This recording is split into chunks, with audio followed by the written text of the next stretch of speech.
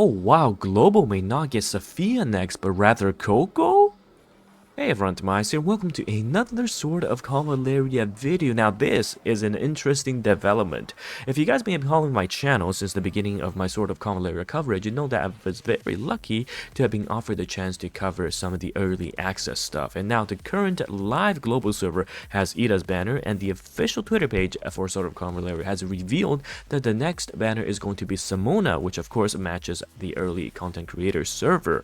However, I've been told, okay, that I'm no longer allowed to show early information regarding what the banner is going to be next unless I use CN materials that have been already released. So you can see here, this is Coco from the CN content creator side. Okay, so this is not from the test server, and I 100% have to be very clear that anything can change at this moment. And when we first came up with the banner schedule here, right, before Simona was also a guesstimate, it was based on the SSR release order in Taiwan. You could see that it was Ida, our first banner, because every single SSR here we've had before, and then we skip Momo and Alex and going to Simona, so everything matched up that way. But now after Simona's character, basically every single unit is going to be completely new, because remember, after Ida, Momo and Alex was not new, but Simona is completely new, right? And then Saffiyah, Auguste, and everything else is just completely new. Now, looking at the current predictions we've had before,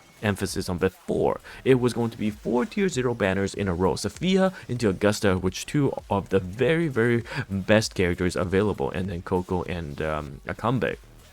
However, a little birdie is coming to tell you that has now potentially changed. And again, full disclosure, okay, anything can change. Wait for the official announcement. But with my early information that I'm able to provide using, of course, the CN stuff as well, we may not get Saffiyah next, which is absolutely crazy. And we could be potentially looking at a character like Coco. Now, in my honest opinion, this is much better because, again, I will do my Shujupo Coco video when the banner is officially announced, and stay tuned for my Shujupo Simona video in the next day or two. But I digress.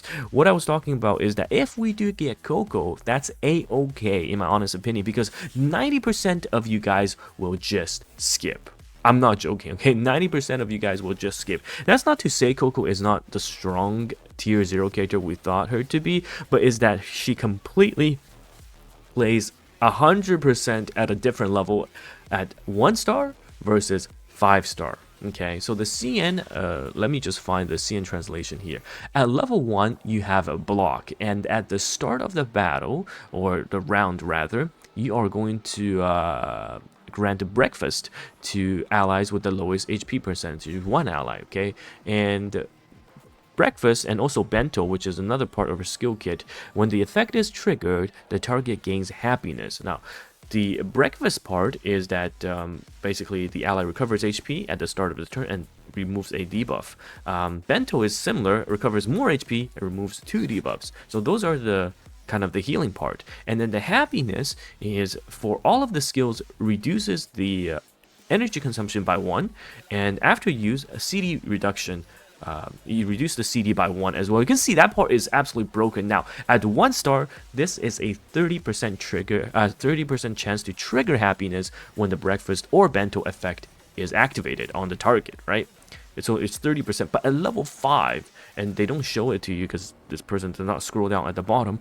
At level 5, she becomes so broken because it becomes an 100% chance to gain happiness off of breakfast and off of bento. What that means is that at 5 star, okay, it's no longer RNG based. 2 allies with the lowest HP percentage tile within 2 tiles of Coco will get breakfast, okay, and that's not to mention the bento effect she'll get as the part of her kit. But 2 allies basically will get permanent energy consumption reduction by 1 and CD reduction by 1. This is absolutely crazy, and that's why at tiers at 5 stars she is so strong, because she completely is so different, right? Because you can see at 4 star she is a 30% chance to trigger happiness, but at 5 star it is 100%. What a big difference. So that's why for most of you guys who are looking at the future banners, and then if it's indeed Coco coming up next instead of Saffiyah, you can skip. you can actually skip. Try to luck sack her somewhere, either failing in the 50-50 if you want to pick her up later. But in my honest opinion, if you're free to play or a small spender, you can actually skip this character. Even though she is so strong, you really need a 5-star for it to be completely game breaking. Now, if you like the character design, if you want to gamble, you think 30% good enough to trigger that, that's fine. That's completely fine. But I think, in my honest opinion, if you're looking at Coco in comparison to some of the tier 0 beasts out there, Saffiyah and Auguste, she needs to be 5-star, okay? And similarly, Auguste is going to require to be higher star level as well to get the best out of his power, but okay, not as game-changing as the 5-star Coco, and you're gonna have more time to save up to Saffiyah and Auguste if we get Coco next up. Now, looking at my spreadsheet, I'll update as we go, because this section is going to just be, you know, what we have 100% confirmed, and I'll adjust my predictions with educated guesses down below, so you can see what we have potentially coming up next. Now, again, the crazy part is that this allows us to skip Coco if it's the case, in my honest opinion, as a free-to-play or a small spender, and then you will be able to have a better chance to secure some of the later characters.